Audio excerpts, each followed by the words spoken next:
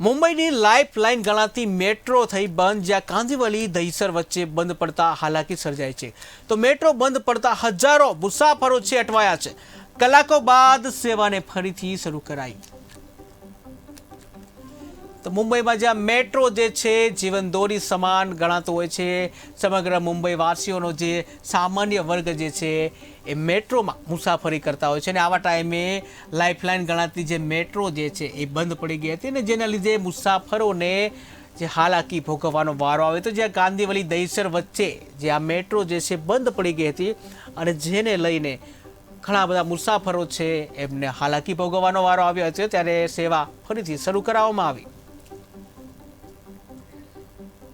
તો મુંબઈની લાઇફલાઇન ગણાતી મેટ્રો જે છે એ બંધ થઈ જતા અનેક મુસાફરો છે એમને હાલાકી ભોગવવાનો વારો આવ્યો હતો.